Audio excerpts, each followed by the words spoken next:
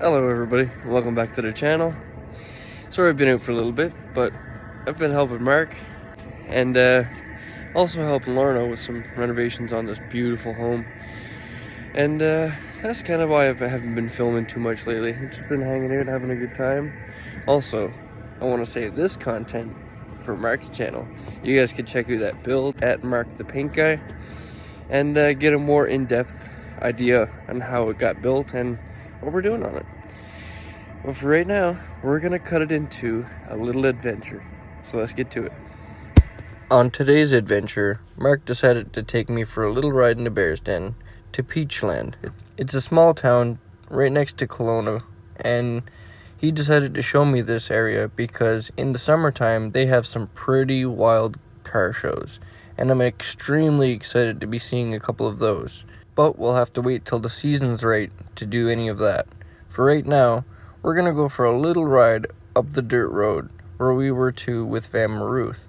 Now mind you, both of these clips, the one you're seeing now and the one you're about to see, were all filmed within maybe 5 minutes of each other. And just watch the difference in the amount of snow that's on the ground from this clip to this one. Wow, you would almost swear we're back in Calgary. Thankfully we're not, and it's not brutally cold like it is there. But it is cold in its own sense. It's more of a moist cold here than the dry cold we receive back in Calgary. So it is a little bit of a difference to get used to, and also here builds up with a lot more ice than I'm used to. But from being from the East Coast, it's nothing we can't get used to again.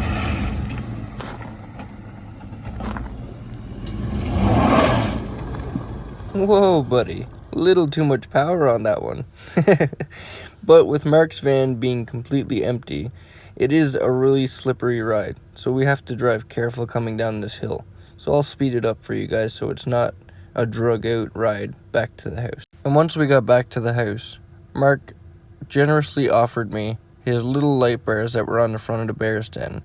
And all I had to do was install the switch on the dash, and I go and do this. Well, you guys, only went to install some simple lights. And what did this guy go and do? Cut my finger to the bone. And Mark's a butcher. He does that by trade. And when a butcher tells you you need stitches, well, let's just say we're in the Bear's Den and we're headed to the hospital. And I just want to give a quick description on kind of what happened and how I ended up cutting my hand. So all I had to do was drill a hole and cut out the square a little bit for the switch to sit into my dash for the light bars. And even though there was a Dremel on site, I just for some reason decided to keep going with cutting it out and notching it with a utility knife. This accident was totally my fault, and I honestly should have known better. Also, these next scenes are not for the faint of heart. This cut was actually pretty gruesome, so for anybody with a weak stomach, please exit the video now. For anybody who's really interested and want to see how bad it actually is, here it goes. Ouch. Things not to do. Yeah. Yeah. And just like the doctor said, this is an example of what not to do. But thankfully we were near a hospital, so the doctor was able to stitch me up really quick. Well, now that we're back to the house, got the hand all bandaged up. This is Rue, and he's gonna be helping me make sure I don't do too much with this hand. What? Look at this guy, right?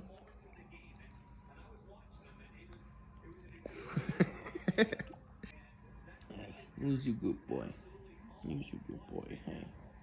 I find it super cute how animals can automatically sense when you're hurt or injured or just not feeling well, and they always come to make you feel better. And hanging out with Rue really makes me miss that pet companionship. He's being such a sook since he's seen my hurt paw.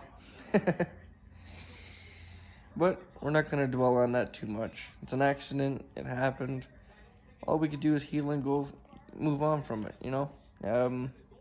Use it, like the doctor said, as a lesson on what not to do, especially when the right tools are nearby. So what I'm actually gonna do right now is go show you something else that we got done on my van that I didn't hurt myself doing.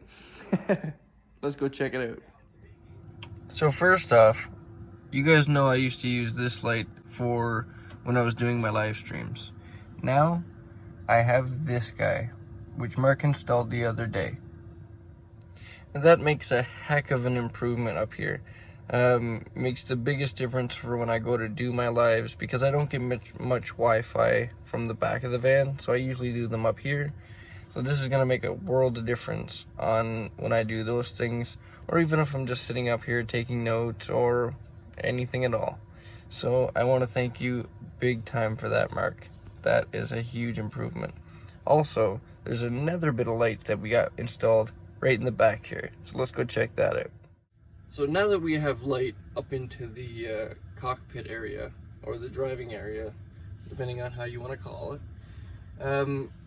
you guys know that I haven't had lights back here since the beginning of owning this thing. Amber recently gave me a battery powered light, which actually came in handy for doing anything back here, because like you guys can see, without that light on, this place is a dungeon. And I kind of like it for sleeping, and I like that, you know, not so bright like white walls. I really enjoy the blue walls. Just personal preference kind of thing, I think. But having lights back here definitely makes it really feel homey. I haven't had lights back here, like I said, in, you know, almost the 3 years that I've lived in this thing. It's always been holding my phone or getting one of these guys and, you know, using it until the batteries run out kind of thing. But now, thanks to a wonderful subscriber and Mark for helping me, showing me how to install these guys, we now have lights in the back. Woo, woo. All right. After living in this van for as long as I have without lights, this makes the world of difference. I can finally see when I'm cooking, you know, as soon as the sun goes down, it's not like, you know, I'm not doing anything else that day. This allows me to keep doing what I want to do. Yeah, even just for finding clothes, you know, like before I had to use my phone light to try and figure out what shirt I was going to wear that day. But thanks to these lights, the beautiful subscriber, and Mark for helping me install them, I can now have legitimate lights in my home. And they also change colors. Woo woo. We're gonna have like a disco party up in here. Okay, enough of that. Back to white. But it is a really cool feature of these LED lights to have that. So if I'm ever at, like, just say, like I mentioned in the beginning of this video, going to car meets or going to any kind of van meet, or if anybody ever wants to come check out my van, I can not only show them how nice it is, it brings more eyes in, I think. I really enjoy it. I also like to have a few small pod lights so that it's more direct in certain areas, kind of like my kitchen.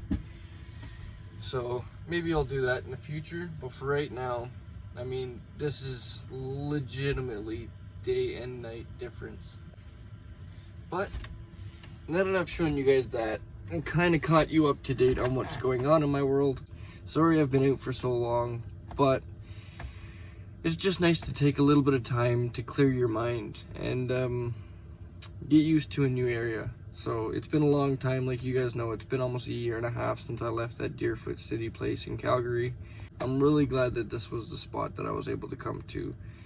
Thanks to Lorna for allowing us to stay here. Thanks for Mark for everything that he's done for me. I want to thank all you beautiful subscribers for everything you guys do for me, all of the support.